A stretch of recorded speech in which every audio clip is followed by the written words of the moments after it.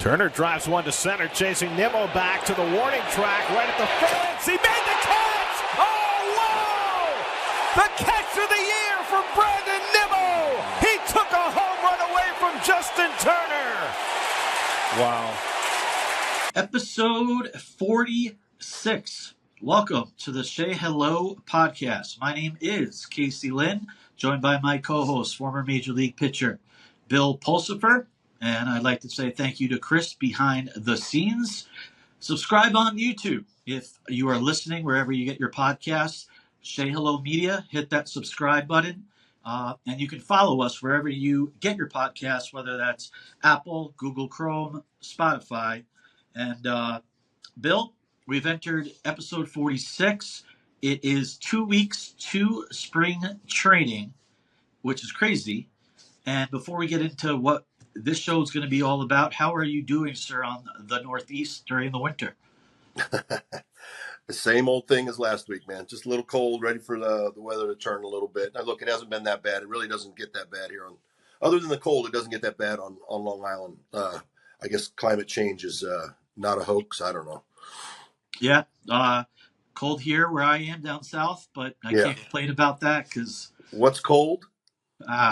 65. Yeah, it's freezing. But I love it. It's warm. It's warmer this week than it was last week, but still in the 30s, you know. Yeah. Florida in the wintertime is great. Absolutely. Yeah, and I'm a New Yorker at heart, so when everybody freaks out about the cold weather, you know, that I put in quotes, I love it. It's crisp. It reminds me of the fall in New York. So that's the best time of year, right? Best time Absolutely. Of year. Yeah. We got a busy show today. A lot to talk about. We're going to run down Amazing Day that happened last Saturday at Citi Field. First one ever by Steve Cohen. First one in 5 years. A lot did happen. We're going to talk about the Pete Alonso negotiations, if you will. We're going to play a new game, Bill, today, up or down, according to Mets players that are signed this year compared to last year. And we have a lot to talk about. We have the mailbag. We have quick pitches.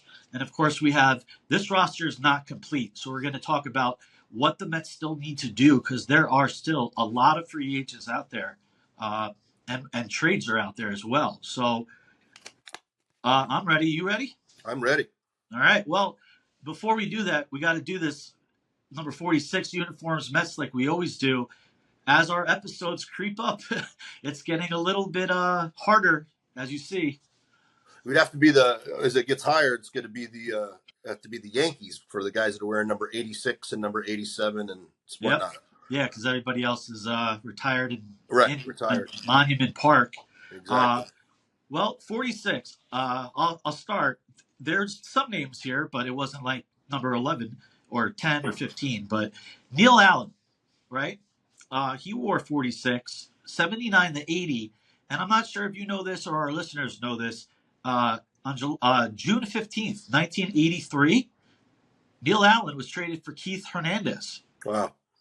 So Allen didn't have that all great of a career with the Mets, but he's in the history, if you will. He was traded for Keith. I actually had Neil Allen briefly as a pitching coach, and I want to say it was when I was playing and I think he might have been the pitching coordinator with the Yankees when I was briefly with the Yankees in the minor leagues. Nice guy. Okay. Good guy. Funny guy. Yeah, that was kind of cool. And then we go to Willie Blair. Not sure if you played with him, know him, because it was 1998. Before me? Or he was after me? Yeah, he must have came up. Shoot, maybe we did play together briefly in 98. We might have. Yeah. He wasn't a Met long. But, yeah, neither was I in 98. Yeah. Jermaine Allensworth, 1999. I remember that name watching him. Yeah. And then Rich Rodriguez in 2000. I remember him. He was the lefty thrower, bullpen. Was Rich, I want to say it was the night I started in San Francisco. Rich was the first guy, and Rich was a great guy, good pitcher. First guy to give up a splashdown hit in, it was called, what was it called then? Was it called? Oracle Park? AT&T. Was it called AT&T then when it opened? I can't remember what it was called when it was open. They've been through a million names. It has. First splashdown hit. I did not know that. It's pretty cool. Not for him. Yeah. He probably doesn't like to remember it, but hey, you know what? Hey, if you're giving up a home run in the big leagues, at least you're playing in the big leagues. That is true. And then we go into Oliver Perez, who probably had this number more than anybody in Mets history. He played for the Mets from 06 to 2010. And, thoughts with Met fans with Ali Perez aren't the greatest. But he actually made a long career out of himself. I Yes, mean, he did. I believe he pitched till 2-3 years ago. I mean, he Yeah, started and off still played in Mexico for a while. right. So he was in professional baseball in the majors for a long time, regardless of how Met fans think of him. But he was a durable guy, like a He durable kept lefty. kept reinventing himself. Yeah, he's like the modern day Jesse Orosco, that lefty that just won't go away. Right. Well, they say you can pitch forever if you're left-handed, but I don't believe that to be true. But you still got to be good and get people out. Yeah, he did. This is a fun one for me. I remember it well. I'm sure you do. Because the Mets went to the World Series in 2015. Tyler Clippard wore it, number Nice, 46. good changeup. Yeah, great. He played for the Nationals all those years, Yeah. and the Mets traded for him on July 27th, 2015, right before they took off in the second half of that magical run. He was traded from Oakland, became the setup guy for Jerry's Familia, and had a great regular season second half with the Mets. 306 ERA in 31 and a third innings. Did He he was give up terrific. some? Did he have a little problem with the long ball in the playoffs, if I remember correctly? Well, you took the words right out of my mouth. In the postseason, he gave up 5 earned runs in 6 and a third. Listen, man, some of the hardest positions in all of sports is in all of baseball, at the very least, is relief pitcher come playoff time. Yeah, Because you're seeing the same guys every night and you're getting used every night. yeah. Not easy. Man, just talking about the playoffs in 2015, you could see it. Let's just keep going. The last 2 that I got, they played for the Mets last year, and they're no longer Mets. They were number 46. Yohan Ramirez and Alex Young, 2 guys out of the bullpen. They both wore number 46. So I don't know where Ramirez is now. I believe the Mets didn't tenure a contract to Young, and the Cubs picked him up. So we'll see what happens with him. But yeah, number 46, Mets notable names. Well, you left out a 46 that was important to me. Please. And I have a good story. I think I might have shared the story with you before, because I wore number 46 in AA, because at the time, this was back when the numbers still kind of went by kind of like size. So 46 was a higher number. I was a bigger guy, so I wore 46, and 21 was taken, which was the number that I got when I was my number coming up through high school. And that Dallas Green came to watch the playoffs in '94 because baseball was on strike. And he said, Billy, when you get to the big leagues, you're going to have to change numbers. And I said, you trade David Segui, and I got no problem changing numbers. And obviously Dallas wore number 46. That's why he said it. He wasn't going to give up his number. But lo and behold, they traded David Segui, and 2 days later I got called to the big leagues. So that story has always meant a lot to me. And Dallas was a good man. May he rest in peace. And that's the number 46 that I always think of when I think of the Mets. And Segui had 21, right? Segui did. Yeah. And Dallas wore 46, but I was wearing 46 at AA, and he said, Billy, you're going to have to change numbers when you get called up. And I said, look, man, you trade, and I was a cocky, brash young kid. You trade Segui, I got no problem changing numbers. And sure enough. So are we just going to say that they traded Segui for you to get number 21? Well, we could go with that. I mean, I've been saying it for come June, it'll be 30 years I've been saying that, I guess, whether I'm right or wrong. Let's keep it going. I remember Segui, very good fielding first baseman. Solid, actually. Yeah, good player. Good player. Yeah, very good. I did not know that story, actually. So. Oh, I thought I told you that before. Yeah, I didn't know that the Dallas Green part. No, but I remember. Yeah, he came to Binghamton and to watch the playoffs, because we were the only baseball going at the time. Right. Because the minor leagues were actually over as well, and the only games that were going were the minor league teams that were playing in the playoffs. And I had a really good game. Crazy thing is, a few years back, went up to Binghamton to get inducted into their baseball shrine, their little Hall of Fame that they do there in Binghamton, and somebody had the scorecard from the game and brought it to the game and showed it to me. And I guess I had signed it. And all these years later, somebody had brought it, and I told them that exact same story. That's cool. I like that story. Yeah, it's a good story. I thought it was cool. Yeah, So we got to move into Amazing Day that happened at Citi Field last Saturday. Tons of players, tons of alumni, front office, and One prominent guy wasn't there. Well, it's on the Alonso. roster. Yeah. Well, yeah, 3 guys couldn't get out of the Dominican Republic due to a Snow. flight.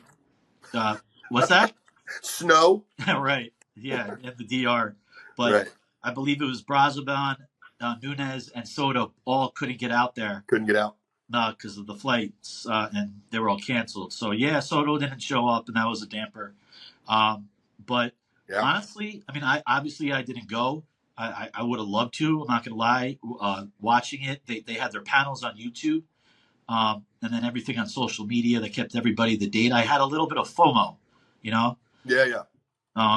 But for you were actually missing out. You weren't having fear of missing out. You were missing out. So was I. I had some fantasy camp buddies that were there, and actually, I like I told you off pod that Glendon sent me a photo from I guess they had a little booth for fantasy camp, and I guess I was featured prominently, my ugly mug for promoting fantasy camp. But I'm hoping someday maybe I get a chance to represent there. You will absolutely. Yeah, I saw Glendon Rush. He was signing autographs. Yeah, Glendon's great. Glendon just did the Cubs 2 weeks ago, and then the Mets this last week. Glendon's on a whirlwind tour right now. Yeah, that's pretty cool for Glendon. It is. It's really cool. Yeah, so no Soto. That was a damper, but it didn't seem like it affected anything, honestly. All the fans that I saw and all the pictures, it seemed like a blast for this. I mean, for anybody that's not familiar with Amazing Day, it's another word for Fan Fest, you know? Yeah. And you know this, before Amazing Day, which this was only the second one in history, they used to do, I believe, the Caravan during the winter, right? I did the Caravan. Yeah. And so tell us, the Caravan, you're not up and close and personal with all the players in walking distance, I don't think. Well, we did an event that was at Penn Station, because it was a few days. It wasn't just a one-day thing back then. Right. And where there was a event at Penn Station where we were kind of posted up in little areas where people could come and get autographs and have brief little conversations. My favorite memory was obviously doing Letterman and doing the top 10 list, and then sitting in for rehearsals for hearing B.B. King and Blues Traveler play together, which was absolutely incredible. And then I got to do the line, which I think I might have told you this too. No. Wait, hold on. I think you did you were part of the top 10 for David Letterman? I had a line in the top 10 for the top 10 reasons why the Mets will be better next year. I don't remember what number I was. I was number 6 or 7, and it was no more Cartoon Network in the dugout. Wow. I didn't know this. I got to find this. It's out there, I'm sure. It's funny because for years I used to get residual checks of like 29 cents or something when it would play on reruns.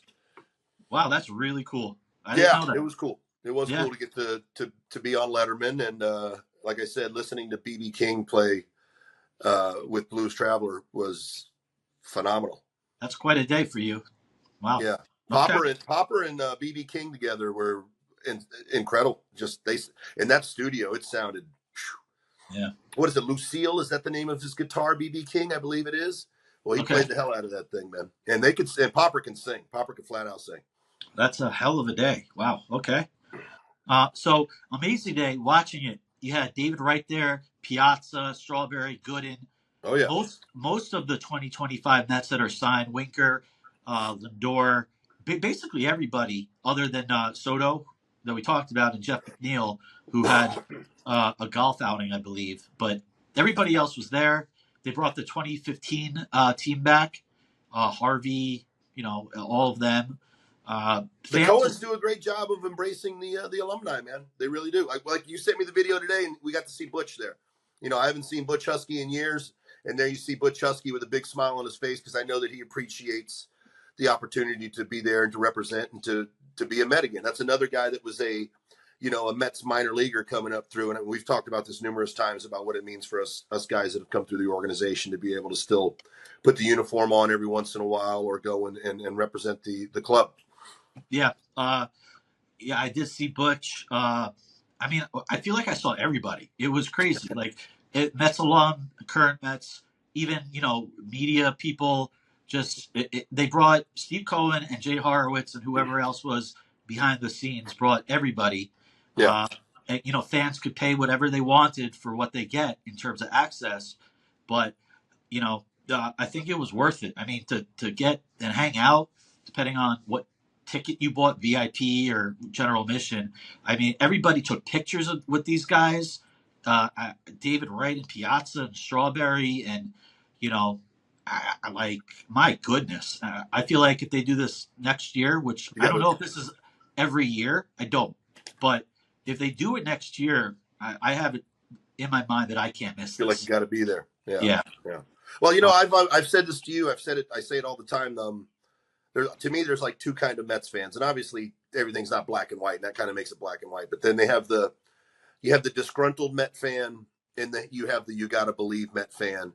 And even us, you got to believe Met fans get disgruntled every once in a while, and I'm sure probably vice versa. But I think that the type of fan that goes to these types of events like that more lean towards the you got to believe Met fan, and they love the opportunity to be around some of their quote unquote heroes of their childhoods or of their baseball fandom. So, like I said, I had some buddies that I've spoken to from fantasy camp. One of the guys I give his son pitching lessons, and we talked about it during his son's pitching lesson and after his son's pitching lesson the other day. What a good time he had, and it's a good thing that the organization does.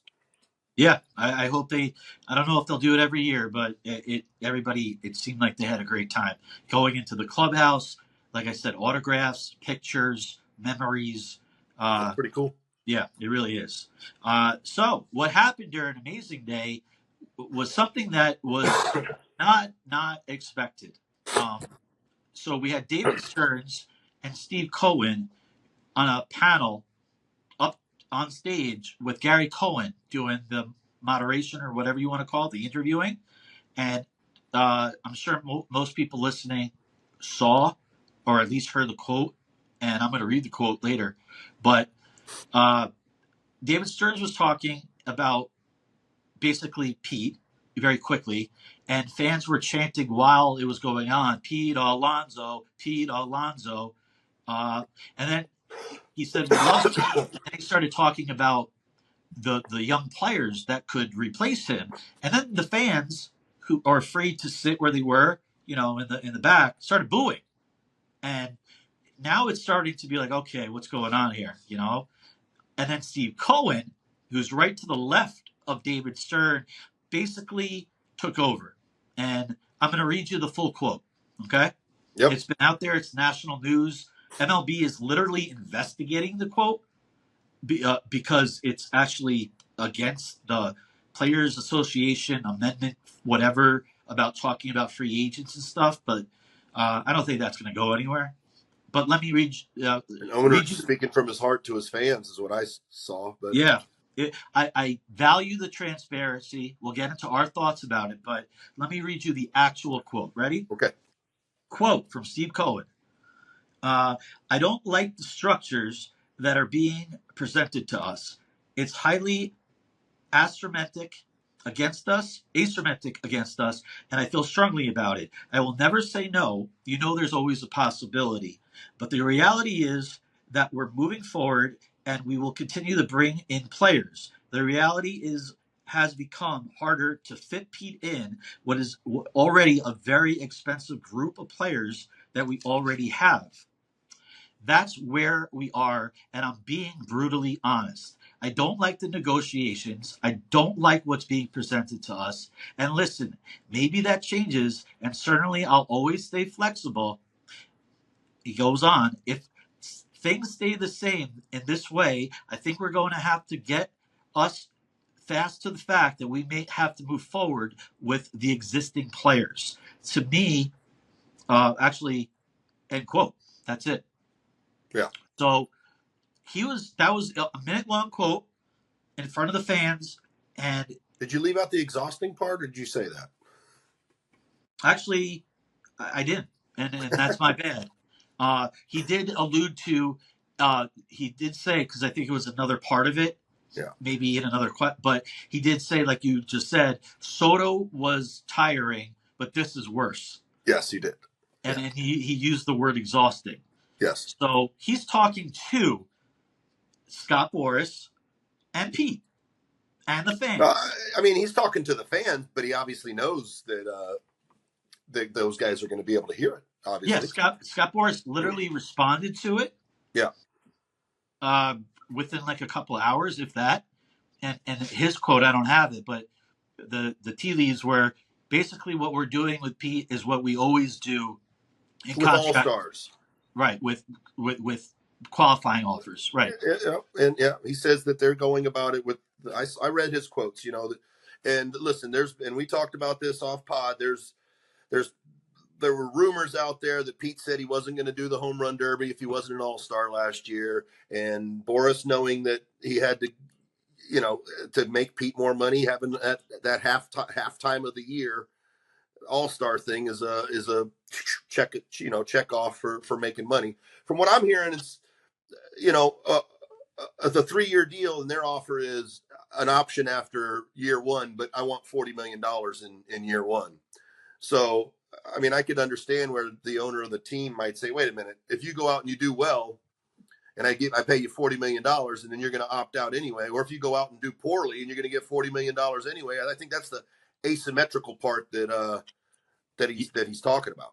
That could definitely be it. But Evan Roberts, who is on WFAN, and he reported this. I don't know if it's true, so take it with a grain of salt. But he said the negotiations and everything that Steve Cohen was talking about was that they wanted Boras and the Pete camp money, like a buyout, if he leaves and opts out. Like they pay him to leave. And that's where I think, if true, where Steve Cohen, who's done a million negotiations and signed them all, and he's worth $20 billion for a reason. He knows what he's doing. Like, if that's true, that's insane.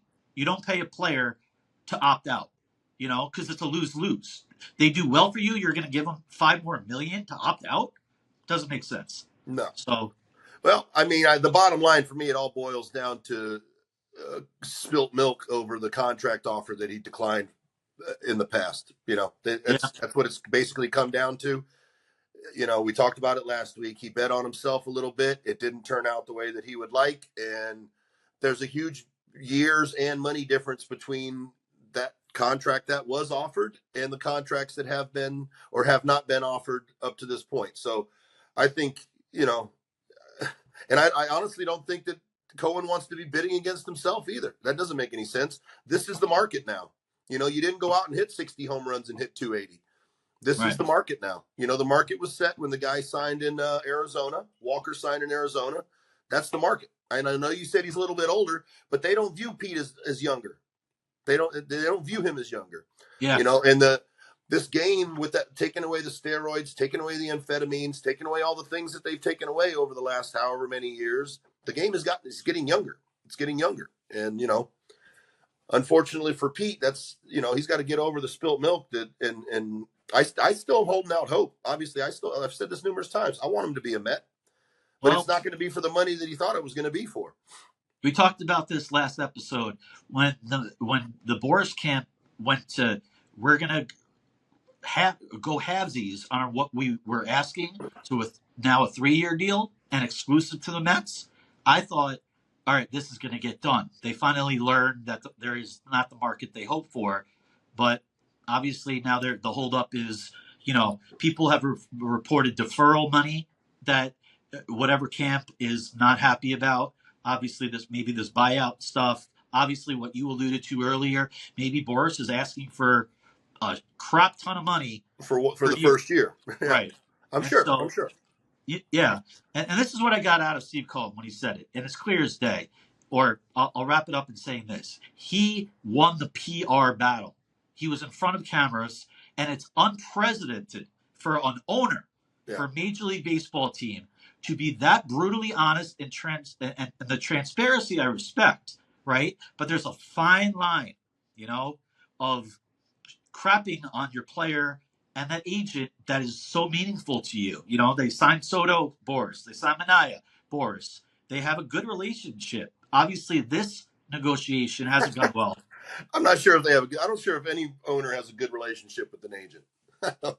You got to deal with them, but I'm not sure they have good relationships. The other thing I got out of it is that he stood up for Stearns. He got booed, and then Steve took over the mic, right? Well, that's his guy. Right. That's his guy that he's entrusted. And, that's a guy that is an employee right now as opposed to somebody that isn't an employee at the moment. Right. And so the other thing, though, everybody has reported, and it is true, that David Stearns is running this ship, kind of like Cohen was involved with Soto. Because there was after I took it as after he said something, I've seen more people saying, man, I didn't realize how involved Cohen really was in this. That's what I'm saying. Yeah. Like, it's been reported it's all Stearns, but Steve is talking about, like, he's literally, like you said, he used the word exhausting and worse. That means he's been involved in it quite a bit. Right. I can't see how, if I'm a billionaire owner of a multi-billion dollar team, how I'm not involved. I'm involved. I am involved. Everything runs through me. Stearns, you get the final say to where you signed the guy, but I'm involved. That's right. I think that's the way it works.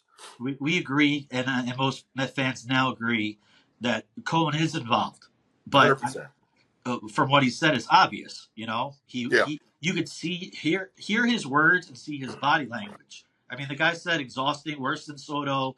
And, you could just tell he is exhausted from this. So, and I'm sure from their standpoint is you threw $800 million at a guy who's going to be 41 years old when he's making $50+ million. You're telling me you're going to shortchange a guy that's been the beacon, been a face, I'm sure that's their argument, which is fair as well. Yeah. But the bottom line in baseball is money talks and bullshit walks, and numbers talk, and same thing. If the numbers weren't there, you can't ask for the $157 million or the $300 million that you just can't. And the market has been set, and that's the market. Yeah. I mean, and you use the word market specifically on Pete right now. There is no market. There just isn't. Nothing has happened since those remarks on Saturday. Yeah. I believe it was rumored that he flew out to California or had a meeting with the Angels. Not surprising. Obviously, the Blue Jays have always been in this, but at the end of the day, the Blue Jays have a stud coming up at first base. So I just don't see them as a fit. I don't, personally. The Blue Jays are interested in literally everybody. I've seen that, Yes, they have been. Right. I mean, so take that with everything that's going on. But what I don't understand is they've had such a great roster of former big leaguer kids players, and they've kind of regressed, over the last few years, Yeah, I think maybe too many big league guys that grew up in big league clubhouses, maybe, and I don't know if adding Pete is a good idea for them.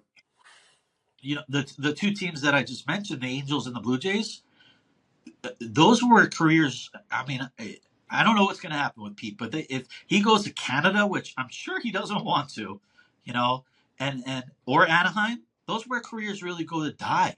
It's just a fact. Hey, look, Toronto's a beautiful city. Anaheim's a beautiful city, but Anaheim has tried their butts off to try to win, and it has not happened. Right.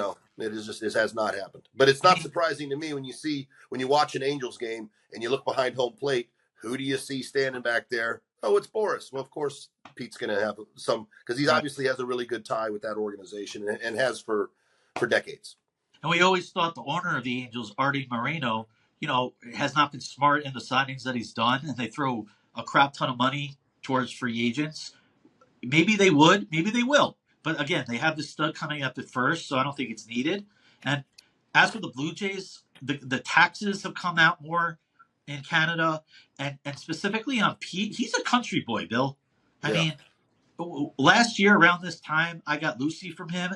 He was hunting, fishing. He was giving me venison, which is another deer meat that you would get, and Lucy would eat it up. And he literally gave me a cooler of like a 3-month supply. And he's like, if you ever need more, I got it. And when I met him, he put it on ice. Like, he's a country boy. Right. I don't see him in Canada. I just don't. I mean, if the money's right. New York City isn't necessarily the country for the summer. But you're right. But he has embraced New York. We all know that. and he loves There's New no York. way they can pay him more money than the Mets can pay him. Right. And that's the other thing. Now all teams know, never mind that Pete has a qualifying offer, the draft pick, the international money that comes with it attached to him. You have to sign him, pay him, and you have to give a pick some money. And the only team that doesn't have to do that is the Mets. Right. So, I mean, I've said it from the beginning. It makes sense for both of them. It sucks that it's come to this. This is almost kind of like an arbitration battle yeah, a little bit, but for them where, the team's going to bust your balls a little bit and possibly even in public to tell you how bad you were or whatever, whether they really want you back or not, yeah. And I mean, I saw Francesa the other day saying, I don't think the Mets want him. It would have been done. It would have been done, whatever. I think that there's got to be a little more give in Pete's side for it to happen, simply because of you bet on yourself. They're probably don't think that Cohen doesn't feel some kind of way about the fact that he was offered this contract. What was it, 5 years or 7 years, $158 million, and he turned it down and bet on himself. You don't think that as a businessman, Cohen's not like kind of saying, Pete, Pete, you're not going to hold me to the fire. I gave you the opportunity and you turned it down. At the end of the day, like you said before, it's business. Cohen could love Pete, which he's been open about, but Cohen is a businessman and one of the best out there. He's one of the wealthiest men in the world. Right. And, he knows what he's doing. And like you said, the Mets are not going to bid against themselves. Pete, I love you. You've been my favorite player since you debuted. No matter what, you're going to be part of the, you gave me Lucy. There's an attachment before Lucy. There's an attachment now. Obviously, you saved the girl's life, and now Lucy's mine. It gives me life. But at the same time, Pete, if you're watching, and you never know, you turned down 3 deals at this point. And the question, which I'm going to segue to a question for you about your agents and your dealings, is Boras that kind of like agent where he just is like manipulating you and you drink that Kool-Aid and, Boras could be like, I'm going to get you it. Just believe in me, Like, I believe it is. Because I would think that Boras feels some kind of way about himself over the years that he's done what he's done, and then you add on some of the bigger contracts where it there was we'll use Snell as an example. You got me for 1 year, but you didn't get me for the next year, so I'm still Boras. I'm sure he feels pretty confident in himself and Pete, I think, and we've talked about this. I think the move to Boras was kind of a sign that I was about money, which unfortunately, with him having the year that he had last year and the powers that be saying, oh, so this is about money. Well, now we have a chance to hold it over you now. Yeah. If you go to Boras, you make it clear it's about money, but we saw Nimmo go to Boras. We saw, the guys who have stated they want to come back to the Mets, whether it's Boras or not, they've come back. Diaz stated it. They got him right back within a week. Nimmo came back. Minaya came back. Jose Iglesias is still a free agent. He's Boras. So, we don't know what's going to happen. But these guys come back. Pete, I don't know what's going on. And I love Pete, and I always will. And it breaks my heart to even think about him hitting a home run in a different uniform. And I know how you feel about homegrown players. Yeah. So, man, I still hold out hope. I do. I really do. I'm still holding out hope. I do too. There's always that possibility. It's not a huge possibility, but as long as he's still a free agent, there is that possibility, So that leads me. There's been no other rumors other than Toronto, and then you said, it's not like there's a big market. I think the Mets and Alonso still sound like that's the best for each team. We'll wrap up, Pete, in the negotiations with this. Regardless of Cohen's remarks and Boras maybe, asking for the world and then some, the Mets need Pete, and Pete needs the Mets. I agree 100%. So my question to you, Bill, in your dealing, in your time in the major leagues with agents, I know you didn't have Scott Boras, but for the listeners out there that don't have a clue, and I don't either, can you take us through of what the norm is when you're a free agent and you basically say to your agent, get me the best offer you can on a team that I want to play for. And there's more. Can you take us through whatever your interactions were? Well, I was never in the situation like these guys being a free agent. You know, I was a free agent looking for a job, not coming off of numerous years of doing well and trying to look for the biggest deal. Obviously, looking for the best fit. I mean, look, you put it in their hands for the most part, you know, and you hope that their relationships with the organizations are good enough that they can evaluate who's in these organizations, what does that organization need, what's the best fit for you. And at some point in times, can I get somebody to offer the contract? You know, my biggest thing dealing was with in an arbitration situation where the team is going to talk poorly about you and your agent's going to blow you up to try to get you the most money that you possibly can. And then you either get a little bit of a deal or you end up renewing. And, that's my biggest dealings with it. I was never a Pete Alonso free agent. So, you put your trust in them because we're baseball players and we're not lawyers. We're not into the finite points of contracts and that. So you put your trust in them, and I think that, there'll be people that tell you, you shouldn't listen to your agent all the time. You should do what's best for you. And there's other people that will tell you, you need to listen to your agent and do what what he thinks is best. I think it's tough. I don't know. I wish that things were a little bit more on the up and up when it comes to all of that, but that's just the nature of the beast. That goes back to Steve Cohen winning the PR battle. All the Met fans are Boras is bad for baseball. He ended up getting an ovation. He ended up getting an ovation when it was all said and done, and right. I guess transparency won the day a little bit there. It did, because 90% of Met fans now are screw Boras, bad for baseball. This and that, and he won the PR battle, which is half the battle. But I want to ask you this: as a former player, they've asked whether it was that Amazing Day or I saw something on MLB Network with Jeff McNeil, who wasn't at Amazing Day, and they all asked him about Pete, right? And of course, they all say we want him back, but he has to do what's best for him and his family. It's obvious they have to say that. Lindor's telling them take your time. What the hell do you mean take your time? It's the end of January. He's taking his time. Yeah. I think that's lip service. They're just saying they all want him back, I'm sure, or they don't. Maybe there's stuff that goes on behind closed doors that we don't know about. And maybe Pete isn't the most liked guy behind closed doors. Maybe he is. I have no idea. I have no idea. But I think that's lip service. What else are they going to say? We don't want him. No, they're not going to say that. Even if they didn't want him, they're not going to say that. And again, we're talking about Pete again before we go into our fun game.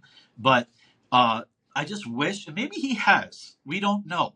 But kind of like what Mania did. At the end of the day, Mania said, I want to go back and I'm going to take less than what's out there because I had such an amazing time with the Mets. We talked about this last episode. I think that's a great point because when you look at the Soto signing, where there was rumors and there was, they were saying that he didn't speak to any of the Yankee guys, Correct. Any of the players, any of his teammates. And I know it was only 1 year for Soto, and it was numerous years, obviously, with Pete, especially playing with some of the guys like Nimmo that he's played with for forever. It's interesting to know what the conversations have been. Has there been conversations? If there's been no conversations with the former teammates, that might tell you something as well, Yeah. Because I know we're humans and we try to, even as baseball players, we have friends. And if these are your friends, I would think that you're having some form of dialogue with them. Not that those guys are going to come out and say that they've been having dialogue or, if somebody asked me and I did speak to him and say, yeah, I spoke with Pete, I'm hoping everything's the best for him and tell him, but that's what they said. I'm hoping that there's been dialogue. There has. Good. Nimmo said I talked to him a bunch of times and then that's a good sign. That is at least a good sign. Neil said it today. He's my best friend. I played every major league game with him. Nimmo, the same thing. All that fluff. It's got to be hard for those guys too. This is one of the guys. Sean Mania, we talked about this earlier in a previous episode. He literally is working out with Pete every day in Tampa. Wow. Same agent. Pete was invited to Sean's wedding. So nice. They're close. Good. Listen, and they're probably squabbling over the stupidest of $1 million here, $1 million there, but Pete turned down those deals. Pete bet on himself. You lost the bet. Unfortunately, they're holding you to it a little bit. Yeah. I just hope it's a bad breakup as it seems right now, but I hope, obviously, for many reasons, they could get back together because, again, they both need each other. Because what's the alternative? Young guys who have not played the position, playing the position, who in the hell is backing or protecting Juan Soto? So that's the biggest thing. Coming off of the National League Championship Series, you're kind of hoping to go there and hopefully further next year, and that'll be that's a big loss. And then if you're not really replacing it, that makes it more difficult. I mean, it's tough to replace the guy that has the second most home runs since he debuted, and I believe the third most RBIs second since he debuted. I mean, we're talking about a superstar. It's hard. I mean, you got to hit over 240. Yeah. Well, he did last year, but 217 the year before, and that's where Stearns comes in. Analytical guy. Oh yeah. Trending down. Wiser. They say batting average doesn't count. It doesn't count anymore until you're in a negotiation for your contract, and then they can hold it over you. Well, last episode we manifested a Commanders win in the NFC Championship. Yeah, we sure did. We were wrong, and we hoped that Pete would be back with the Mets by the time we were talking today. There's still no resolution, but the Steve Cohen stuff in his quote took national news. So we're just going to have to wait, even though spring training is literally 2 weeks away. Right around the corner. Well, it's a little more than 2 weeks for position players, right? Yes, it's a week 3 weeks for position players. Right. Let's go and we got to wrap up Pete because I know we could talk about this forever. Yeah. That's how important he is. But absolutely. we're gonna play a game here, okay, Bill? Yeah. And for the listeners out there, it's pretty straightforward. It's players, pitchers, and position players that are signed for 2025, and going off of their last year's stats, me and Bill are just going to say, in our humble opinion, if they're going to have the same kind of year, a better year, or they're going to decline going in 2025. Okay? Right. Yep. So, and I will provide the stats before we go. Okay? Okay. Yep. We have to start with the guy that finished second in the MVP voting, and that is Francisco Lindor. Yeah. Okay? 618 at-bats. Second in MVP voting. He hit 273, 33 homers, 91 RBIs, 29 stolen bases, and an OPS of 894. I can't read my own handwriting. 884 or 894. I feel your pain. Yeah. Try being left-handed. I write like a doctor. I don't get paid like a doctor. Right. Bill, Francisco Lindor in 2025, what are you thinking? If he doesn't get off to a 6-week cold start, I'm going to say he's actually going to be better. I agree. And that's the perfect answer. Hopefully, and we've said this numerous times, hopefully he's going to find a way to not have 6 weeks of being somebody that doesn't look like they belong on a big league field before he turns into second MVP, second in MVP voting. So if he gets off to a good start, I say he's going to have a better year. Yeah. And he won me over a little bit last year with a lot of different things. And I've said this numerous times. The biggest thing is the 6 weeks we can't be sitting at 170 after 6 weeks. I agree. That's exactly what I was going to say. And Lindor actually said that the last day of the season. He alluded to it after they lost game 6 against the Dodgers on the NLCS. He alluded to, I got to get off to a better start. I mean, he knows 2 years in a row where he was just god awful. Digging out a huge hole. That's hard to do. Because then you start pressing, too, and it makes it even that much harder. Yeah. So, yeah, I agree with you. Let's move on to Brandon Nimmo. Worst year in his career, but let's give you the stats. 571 at-bats. He hit a low 224. Okay? Keep in mind he's a 270 career hitter. 23 home runs, 90 RBIs, 15 stolen bases, and a 726 OPS. I'll go first on this one. Give you a little break. I don't, and I never did like how he changed his entire repertoire, if you will, of the player he was. Yes. He was the leadoff hitter for the Mets. His on-base percentage was the key, running down the first base, pointing up to the sky. And then 2 years ago, I want to be a power hitter. So the power went up 224, and he had his worst year. Now, last year, first half of the year, he was an all-star. He was great. Second half, he was terrible. Plantar fasciitis. Right, and we don't know how long that was going on for, but we know he has it. Probably a lot longer before we heard about it, I would think. Before we give our opinions on it, at Amazin, they asked him about it. He said he should be ready to go for opening day, and I hated that quote. That doesn't sound good.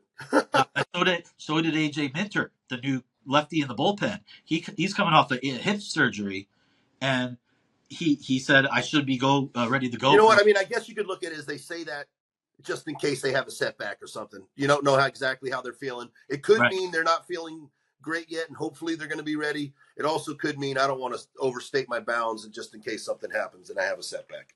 Yeah, but that's not what you want to hear. You'd love to hear, I'm ready to go right now. Obviously, Right. It gives them a little bit of the leeway, a net to fall back on. All right. So what do you got? What do you got on Nimmo? He's got it's a tough one with Nimmo. The foot injury, but that career low 224. I'm going to say he's going to have the same type of year, maybe a better average, depending on the injury, because, plantar fasciitis is horrible to have, especially as an outfielder or anybody. I'll say same. Yeah, I'm kind of feeling the same way too, especially not knowing the health yet. Obviously, I feel like if his foot is healthy and he is able, and then obviously signing another bat is huge for what Nimmo's role is. If they don't sign another bat, then Nimmo's role is still going to be trying to hit the ball over the fence a little bit more. So if another bat is signed, the foot is healthy, and he gets back to being a little bit closer, and not all the way, we still hit some home runs, he's going to be better. If not, he's going to probably be the same. So we'll agree on that as well. Yeah. I'll give you one little tidbit about Nimmo that I was shocked to see, because I watched, basically all of Nimmo's at bats. I felt like he's number one in clutch situations in the major leagues. Whatever that is, I don't know what the stats and the criteria is for that, but he is number one in the majors in clutch situation. So he's definitely a guy you want to have up in a must-do situation for sure. So if you're going to hit 224, but you can be clutch as hell, okay, it's better than the alternative, I just don't want anybody hitting 224. I know. Let's move on. You can't tell me that's good, no matter what, unless every hit they get's a home run. Let's go with Mark Vientos, okay? This is an interesting one because of the sophomore slump, right? Which is a big thing in any sport, especially baseball. 413 at-bats, 266, 27 home runs, 71 RBIs, 838 OPS. Once he got that job at third base, he took off. Clutch, power, like he was the real deal. It continued to the postseason, which he was even better. But if he's backing up Juan Soto as it is now, and later I'm going to give you the lineup as constructed today for the Mets, there's a little bit of extra pressure, for Mark Vientos. Absolutely. Another one that another bat is going to be huge, whether or not they get another bat, the type of pressure that's put on him. Also, how much did a young player who had a lot of success and big time home runs and big hits feed into his own ego during the winter, and how much did he decide, I'm going to continue to bust my ass and keep my nose down and just work? Okay. I don't know Mark Vientos enough. I do know he had some crazy looking purple sequins cleats on, which makes one wonder. But I think that was an homage to Grimace. Whatever. They could have been just all purple like Pete's. His were sequins, and so were Marte's. Yep. Similar to sequins. I don't know exactly what they were, but yes, definitely an homage to Grimace. But look, I think that's a tough call, man. We don't know what he did this offseason. We don't know. The thing that helps is that he had an amazing and historic postseason. He did. And well, I hope that he's a hungry young kid who worked his ass off to try to improve that 266, improve that 27, and improve the try to improve all numbers and not sit on your laurels. I know as a young, cocky young player, sometimes when you get there and you get it a little bit, maybe you think I got it. You never got it. Baseball will always remind you that you don't got it and it's got you. And before we move on, regardless of all that, if he's the hardest worker, he still got it. Sophomore slump. But if you're protecting Juan Soto is going to lead the major leagues in walks. And 100%. They're not going to, 100%. It's just he a fact. does anyway. And they're going to pitch to him even less and put the pressure on the second year, year player. He has the most walks every year. He had Aaron Judge behind him last year. So that's why Pete is even bigger, So let's move on. We got to go quick here because I have a lot of players, but you got to get going. Francisco Alvarez, okay, 308 at bats, 237, 1147, a 710 OPS. He's got to do better. Got to do better, right?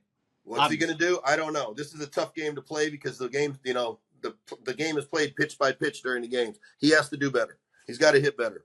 He got hurt last year with the thumb injury. Yeah. But regardless, because I don't think it really limited him when he was playing, regardless, he has to do better. He has yet to take off. So he was on that trajectory until he hurt his hand, and then he came back, and he was the best player in baseball for a brief moment of time, and then it kind of fell down a little bit.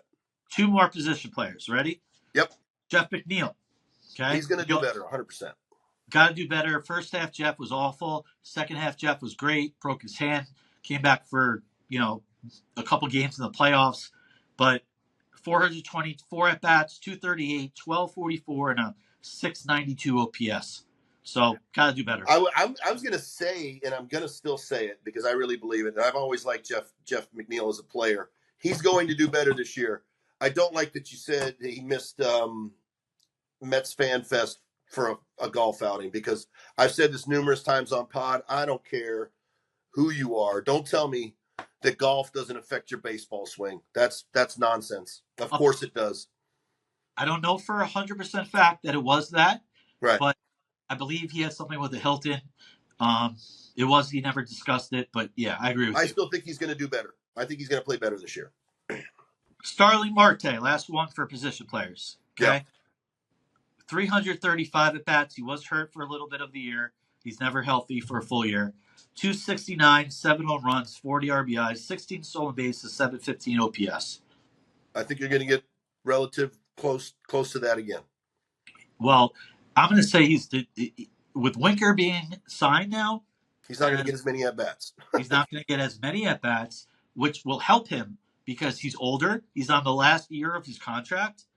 It might help him, save his legs. He's not playing right field. Definitely that. The only thing is seeing major league pitching thrown at you on a regular basis is the only way that you can really learn how to hit it or be good at hitting it. So it could go either way. I see what you're saying rest-wise, but not seeing 98 or 92 that moves 3 feet on a regular basis makes it that much more difficult. As constructed right now, he is platooning with Winker as the DH. So I think you might see Winker playing first base. I can't even. I'm going to throw up. Moving on to pitchers. There's a good chance if Pete's not back, I think you see Winker playing some first base. Don't be surprised that he's not been told to. They let it out the other day about the young guys. Don't be surprised if they told Winker to not invest because he gets his gloves for free, but get a first baseman's mitt. Yeah. God, you see it. Thinking about Pete not on the team and Winker at first. That just blew your mind. It sucks. Let's go to the pitchers, all right? Real quick. Yep. Sean Manaea. Okay? I don't want to say anything. All right, moving on. No, go ahead. Sean Manaea, 32 starts, 12-6, 3.47 ERA, 181 innings, 184 Ks, and a 1-1 WHIP. He had a great year. And was great for the clubhouse. He pitched in some big games. Everybody loved him. He's back.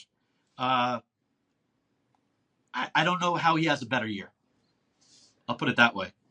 I mean, look, at 32 starts, you're not looking for 181 innings pitched. You're hoping for 200 innings pitched in those 32 starts if he makes 32 starts again. Obviously, 35 starts is a full season. You made every start.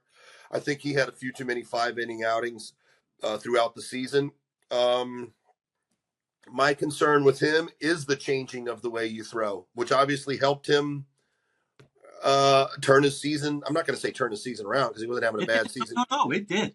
Well, he wasn't having a bad season prior to changing it, but he definitely turned into a different pitcher. My biggest concern is as a pitcher who tried it every different way, whether it's going to hold up or not. You know, my biggest fear with him is you saw your best version of Manaea last year.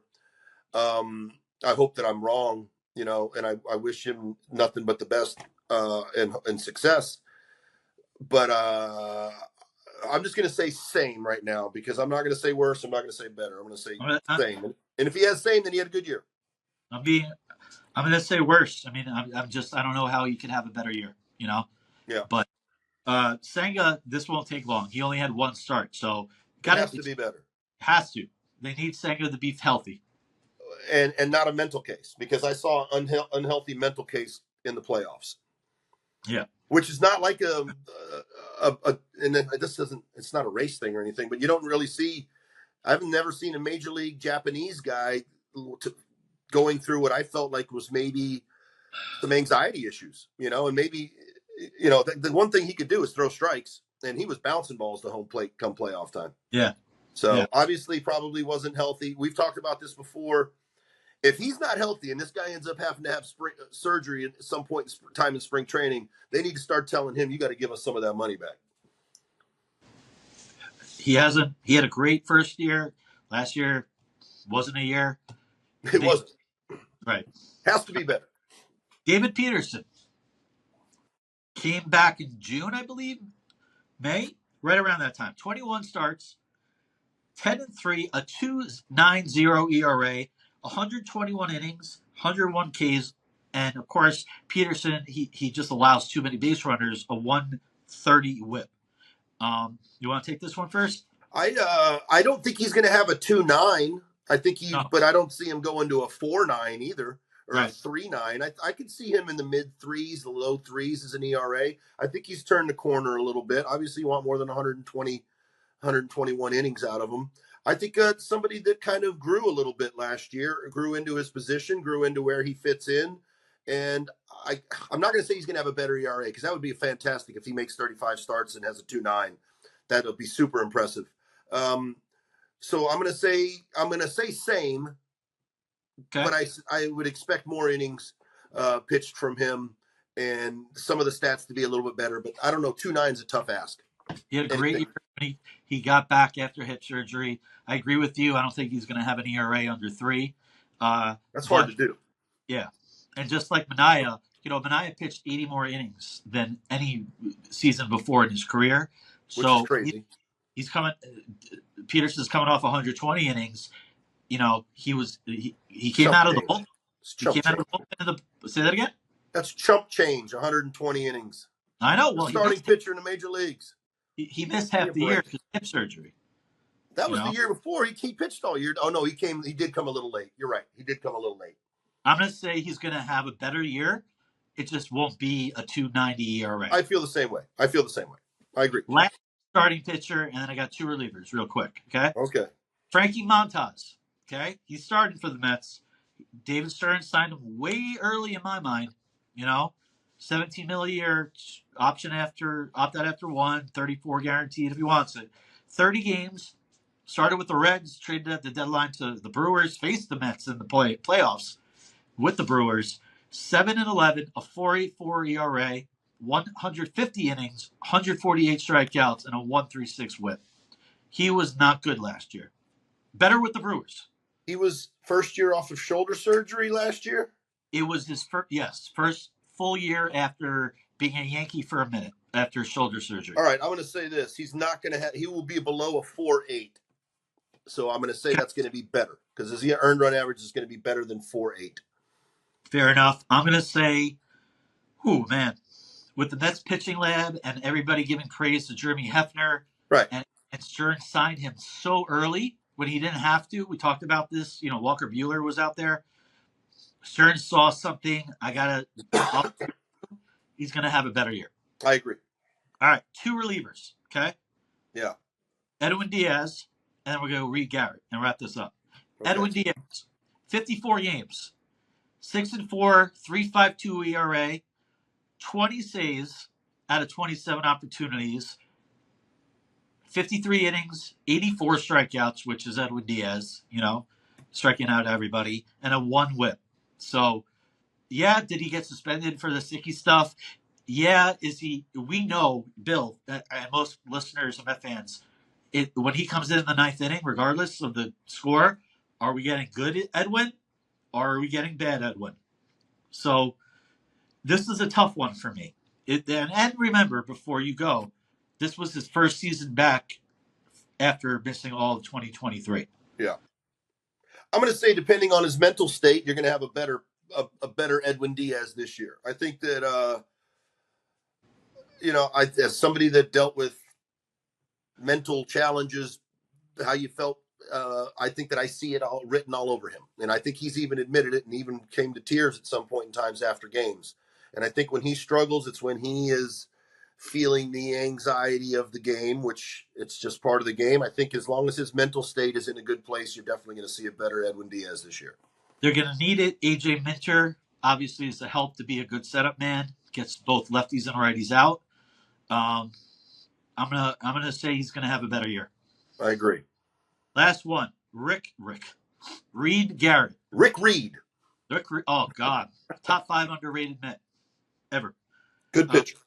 Great pitcher. Good, very good pitcher. I did it again. Reed Garrett, 53 games, 8-5, 3.77 ERA, 57 strikeouts. Get this, Bill. I was shocked. 83 strikeouts in 53 innings. But he had a 1-4 whip. Control wasn't the best. I'll go first on this. Reed Garrett started off as the best pitcher I've ever seen in the beginning of the year, and then the workload came up. Mendoza used them a lot, and then it got too much, and then he went on the IL.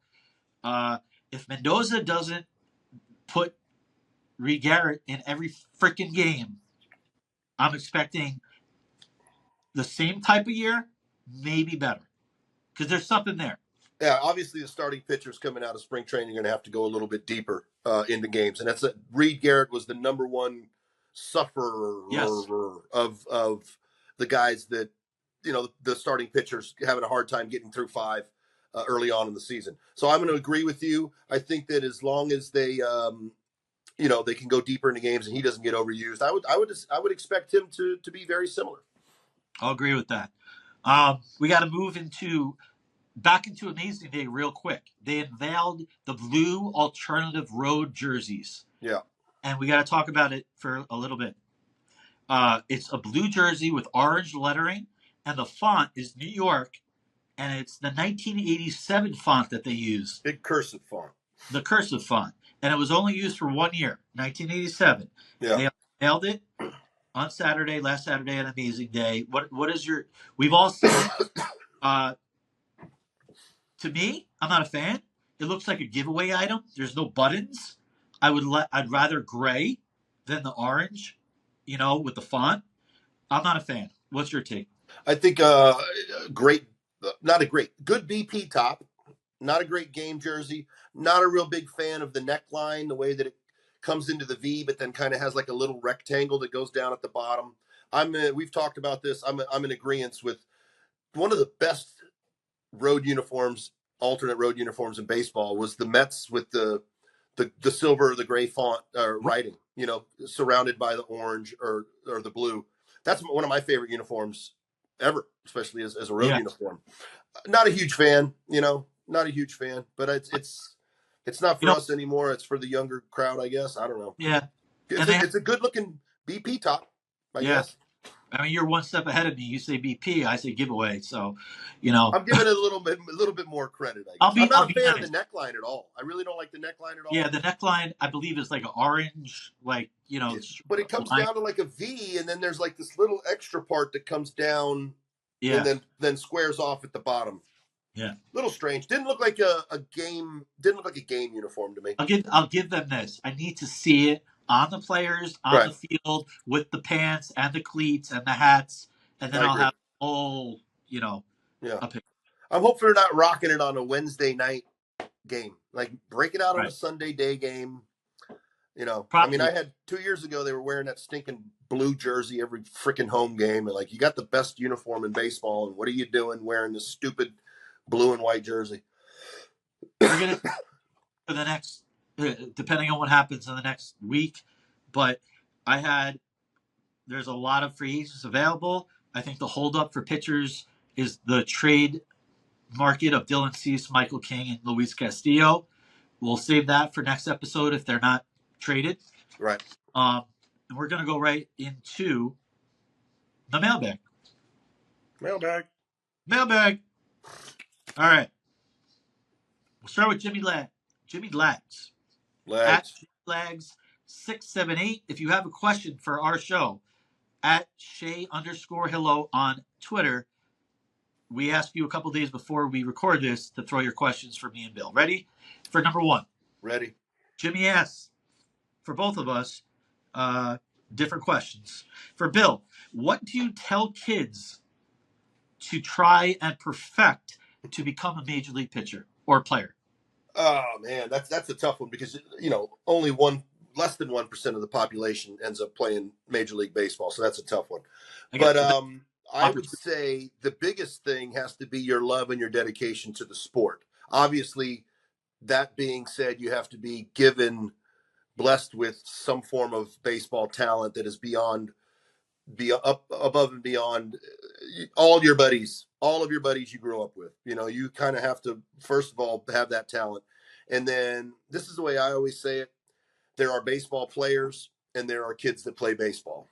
You have to be a baseball player, where baseball is first for you and everything else is secondary a little bit, almost to obsession. So what I try to say to young kids is, if your goal is to play Major League Baseball, you better make sure that you absolutely love it, and will give up friend time. You will give up, times away. My friends are going to do this. Well, you're not going to do that because you are focused on your baseball, and that has to come first. So basically, no keg stands, but go run hills in the rain at 5 a.m. Yeah. I mean, you got to look, you can have your fun, but when it comes down to, I have such and such that I could go do, but I also have 2 games in the morning. Right. That's such and such. Just, you have to love it. You have to absolutely love it. And you have to give up things for it. Good advice. He has a question for me. It's another question about Alonso. We heard this last week. Casey, how has your blood pressure been during this Alonso saga? Not good, Jimmy. Thanks. Okay, moving on. But seriously, thank you for the question, Jimmy. Jeff Cohen, at Jeff Cohen 41, has a podcast, Baseball and BBQ. He's always writing in for questions. He's got both a question for me and you. The question for me was about the blue uniforms. So we already talked about this. So we'll go to your question. Jeff asked Bill, can you give us some insight on team meetings that the managers call? Are they inspiring? Do they generally help? Well, I don't know how much people know about, like, on a daily basis when it comes to meetings in baseball. You got 162 games. There's not meetings prior to and after each game. Kind of like, in travel ball, if you have children, and our listeners that have children will know that the coaches will meet before the game and talk to the players, and then after the game they'll have and that's kind of how it is in most other sports where you're not playing 162 games. Is there'll be a post game meeting, and that's not the case in baseball. So when there is a meeting called by a manager, that means there's usually some house cleaning that needs to be taken care of, whether it be guys not running out ground balls, or not hustling, or bullpen guys not being in the bullpen when the phones rang, or you're not prepared, or not knowing your role is it basically comes down to that. That's why those types of meetings are called, because there needs to be some house cleaning. Do they work? Do they inspire? Depends on how the guys are feeling about the manager. If you've got a manager that you like playing for, then and there needs to be some house cleaning, then yeah, it can be inspiring. If you've got a guy that you don't particularly care for, they might just let it go through one ear and out the next. Because usually if you're having a meeting with the manager, And the players' meetings, same thing. That means you're struggling. You're not playing well. So Right. you hope that throughout that meeting as well, that people either realize, okay, yeah, we do need to kind of clean some shit up here. We're slacking off a little bit. It could go either way. It really can. But that's basically what it boils down to, is house cleaning. I feel like now team meetings are by the players more than the manager. Even still, in my day, I feel like we had more players only meetings than Right. manager meetings. Definitely had some manager meetings. Yeah. But they were always, like I said, about cleaning house. You guys need to pick up your effort level. You need to hustle. You need to, whatever it may be. It's not Lou Brown in Major League where, they're taking off no, not quite. Thank you for the questions, Jeff. We got to go to JK at NYGI. He has a question for both of us. For both of you, how surprised are you that Boras is going through the same thing again this year after what happened last year? I'm not surprised at all, because I think that with the contracts that have been signed the last 2 years between Boras and Ohtani, there are too many players out there that feel they are, did I say that? Ohtani and Soto, excuse me. There are too many guys that feel that they are in that echelon and should be getting somewhat, obviously not close to $700, $800 million, but they should be getting paid probably more than their current market value is. And Boras is the guy that represents those guys. So this isn't surprising to me one bit. No, it's not. And real quick, JK is talking about 4 players from last year, right? Snell, Bellinger, Montgomery, and Chapman. Yeah. Right? And the only one, they all got less than they wanted. And he's alluding to Pete, obviously, what's going on. Bregman. And Bregman, who's still a free agent, yes. And did you see that they traded their setup man and closer from 2 years ago, the Astros, Ryan Presley, to the Cubs to free up maybe Bregman and a reunion? Some money. Yeah. So my if I had to guess, Bregman might be probably going back to the Astros. I saw something about the door was cracked open yesterday. Some headline. Altuve is a big part of it. He loves Bregman. They've been together forever. I don't know. I mean, why wouldn't you like him? He's right. Yeah. I wouldn't if it's not Pete and we're moving Vientos to first. I would like to have Bregman playing third. Then I don't think the Mets that ship has sailed with the Mets. But just going back to his question, everybody actually landed on their feet, other than Montgomery, who fired Boras, by the way. But Chapman got a crappy signing with the Giants, but he had a great year, and then got extended. He got $140-something million, didn't he? Yeah, 150, I believe. I don't have to sneeze right now, because that's nothing to sneeze at. Exactly. That's a lot of freaking money. That's a lot of glue. Snell got $160 million from the Dodgers. He had a great second half, horrible first half. Why? Because he signed late. Wasn't ready to play. Right. Montgomery, awful year, signed late. Bellinger, traded, and he got the 3-year, $90 million opt-out stuff that we've been talking with Pete. So Boras is used to this. So I'll answer it this way. I am not surprised, because Boras, like you said, is stuck in his own ways. Maybe you didn't say that, but that he just, yeah. I'm Scott Boras. I know exactly. what I'm 100%. Last question. Thank you for the question, JK. For both, Steve, he asks, at NYFD8, I can't read my handwriting. Sorry, Steve. For both of you, I love this question. If you are starting a team right now in Major League Baseball, who would your number 1 pick be? Thank you. Great show. That's a great question. Well, I have 2 different ways we can go about this. If I'm going with a position player to start my club, I'm going to have to say probably Bobby Witt Jr. would be the guy that I would try to build around. That was mine. Shortstop, young, mashes, runs, throws, does everything. If I was going to go the pitcher route, I would say that, and it's tough going pitcher route just because Tommy John's always right around the corner. But obviously Paul Skeens then would be who I would try to build around. We agree. Bobby Witt Jr. was my number 1 pick for all the reasons you said. Premier position, great at it all, speed, And seems like a guy that you can build your organization around. And the Royals locked him up, for a reason. Yeah, and he took it. And I think Skeens fits the bill too for somebody that you can build around as doing the right thing. You don't have to worry about this guy, getting a DUI or whatever it may be on his off days or something like that. Totally agree. Those are my two players as well. So that's going to end the mailbag. Thank you for all the questions. And my favorite part of the show, quick pitches. Ready, Bill? I am always ready for quick pitches. Maybe. Toughest part of my job is asking you these, but here we go. Number All one. right. What movie makes you laugh even after watching it several times? Oh, there's so many of them. If you have to pick a top, whatever, 3. I would say probably Dumb and Dumber if it came down to it. Like, one that I could watch a million times and still will get a loud laugh. Okay. Yeah, that's a good one. I put up there with me as well. Okay. Number 2.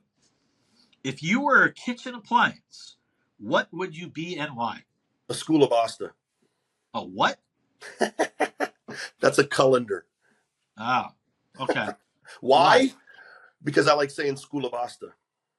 That's fair enough. That's an Italian word for the colander. And I like my spaghetti, so. Yes, you do. There we go. Fair enough. Number 3. Would you rather eat desserts or only appetizers for the rest of your life? If you only appetizers. I could do without dessert. Okay. Definitely apps over dessert. So we're getting rid of desserts forever, but apps are still on the table forever. Yeah. I would definitely I'm not a huge dessert guy. I do like an ice cream once in a while, but I like food. I love food. I'm not a real big sweets guy. Okay. Yeah, I like that. I agree. I had a 4th question, but all 3 are great answers. So that's going to wrap up episode 46. We had a lot to talk about, and not much happened during the week, but we made it through. And, other than Steve Cohen's comments, nobody was signed, Yeah, kind of dead. You look at that free agent list, man. It's still long. Yeah, and I honestly cut out 20 minutes of talk with the free agent list and who's available, trades available. We just don't have the time, unfortunately. Well, there's a good chance that we're going to be able to get to it again next week because that seems to be the norm now with the off season. Especially as long as Boras has clients and Boras is still around, and his clients are going to be the guys that are kind of the market setters. So that's what holds up the market a little bit. Yeah, these guys are unsigned and they're going to be signed, so something's got to give. So, Bill, that wraps up episode 46. Any last parting words? Just as always, thanks to everybody for listening. I hear we had a pretty successful show last week, which is nice to hear. I'm glad to hear that people are excited that we're back doing our thing again. And thank you very much. Yeah, we took a little winter, vacation, if you will. We're back. We had a very good listener watcher count for last episode. Tell your friends, tell your family, subscribe to Say Hello Media on YouTube. I want to say thank you to Chris behind the scenes, doing a great job as always, and I truly appreciate it. That's going to wrap up episode 46. Who's excited for the next week? I am, because there's a lot of crap that has to still go down. We'll talk about our picks for the Super Bowl next week. I'll manage. And whoever we pick the opposite, because then you will probably win. If you're a betting man, pick the opposite. Right.